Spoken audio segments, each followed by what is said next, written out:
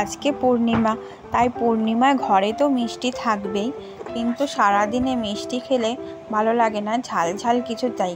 তাই আজকে বানিয়ে ফেললাম নিরামিষ ঝাল সুজি। তো কিভাবে বানিয়েছি সেটা একবার দেখে নিন। তো সবার প্রথম আমি 1 কাপ সুজি নিয়েছি।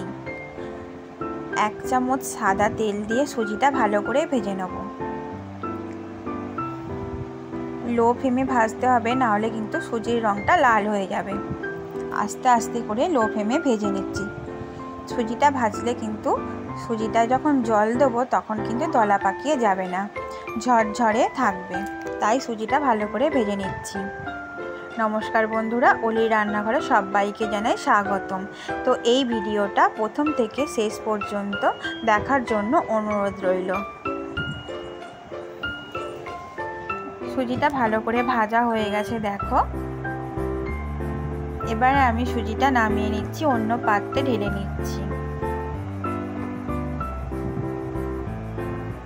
তো ওই কড়াইটা পরিষ্কার করে ওই কড়াইয়ের মধ্যে আমি 2 চামচ তেল দিয়ে দিয়েছি, সাদা তেল। 1 মুঠো চীনা বাদাম নিয়েছি, ভালো করে বাদামটাকে ভেজে নিচ্ছি। বাদামটায় অল্প লবণ দিয়ে দিচ্ছি, বাদামের স্বাদটা আরও দ্বিগুণ হয়ে যাবে। আমার এই রান্নাগুলো যদি ভালো লেগে থাকে তাহলে আমার চ্যানেলটিকে লাইক, শেয়ার এবং সাবস্ক্রাইব করবে।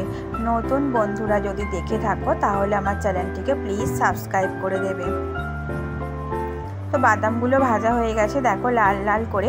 আমি এবারে বাদামগুলো তুলে নিচ্ছি। কড়াইয়ের মধ্যে অল্প তেল আছে, ওর মধ্যে আমি 1 চামচ ঘি দিয়ে দিলাম। ফোড়ন দিচ্ছি, 2টো শুকনো লঙ্কা দিয়েছি, 2টো তেজপাতা দিচ্ছি।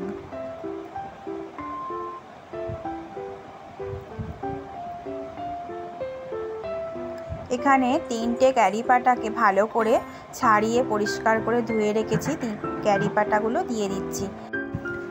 কারি পাতাগুলো আস্তে আস্তে করে লো ফ্লেমে ভাজতে হবে। তো আমি এখানে 1/2 চামচ কালা জিরে দিচ্ছি।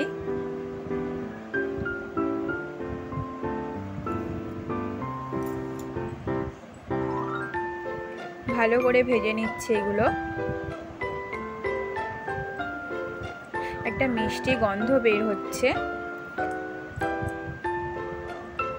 তো এরপরে আমি একটা মিডিয়াম সাইজ আলু সাইজ করে কেটে রেখেছি, চৌকো চৌকো করে। আর এখানে কাঁচা লঙ্কা কেটে রেখেছি, 4টে কাঁচা লঙ্কার আমি হাফ দিয়ে দিলাম। আর আলুগুলো দিয়ে দিলাম। ঘি আর তেলের মধ্যে ভালো করে ভেজে নেব আলুগুলো।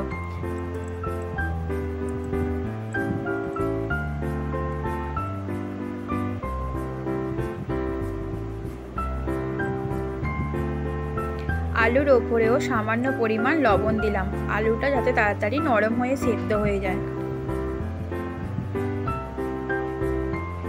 আলুটা একটু ঢাকা দিয়ে দেবো, তাহলে তাড়াতাড়ি সেদ্ধ হয়ে যাবে এবং নরম হয়ে যাবে।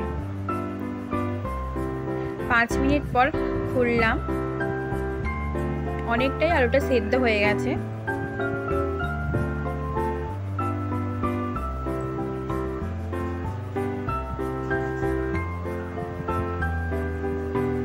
এরপর একটা টমেটো নিয়েছি, তাকে লম্বা লম্বা করে চৌকো চৌকো পিস দিয়ে দিয়েছি আলুর মতন। আলুর সাথে টমেটোটা ভালো করে ভেজে নেব।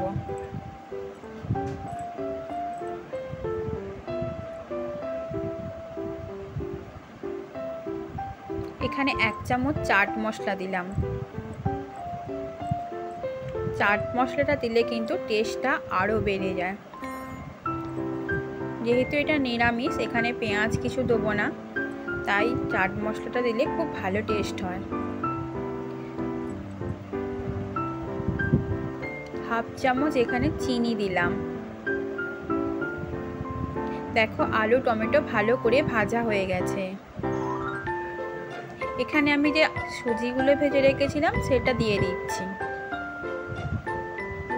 সুজির সঙ্গে ভালো করে আলু টমেটো ক্যারি পাতা সমস্ত কিছু উপকরণ ভালো করে মিশিয়ে নেব। আর আরেকবার ভালো করে সুজিটাকে ভেজে নেব।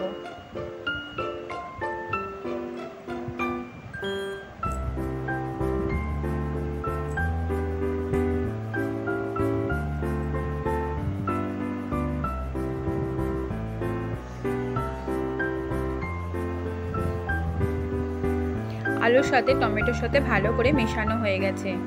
এবারে যেই কাপ মেপে আমি সুজি দিয়েছি সেই কাপেরই 1 কাপ জল নেব। জল নিয়ে আমি অল্প অল্প করে সুজির মধ্যে দেব, একবারে কিন্তু সবটা দিয়ে দেবে না, তাহলে কিন্তু সুজিটা দলা পাকিয়ে যেতে পারে।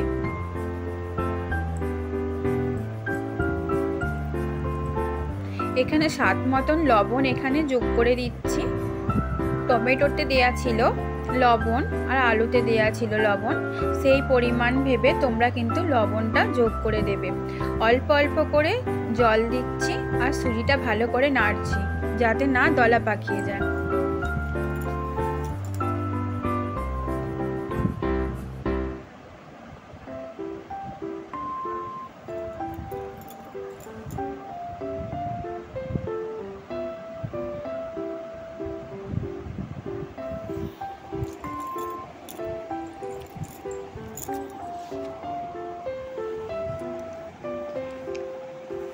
এক কাপের বেশি কিন্তু জল দেবে না, তাহলে সুজিটা ঝরঝরে হবে না। 1 কাপ জলই দেবে।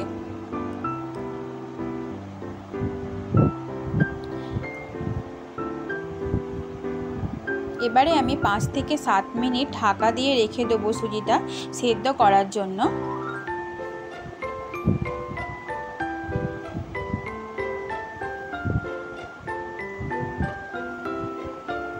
তো 1 কাপ জল আমি 3 বার করে দিলাম, অল্প অল্প করে দেওয়ার পর ভালো করে নেড়ে নিচ্ছি।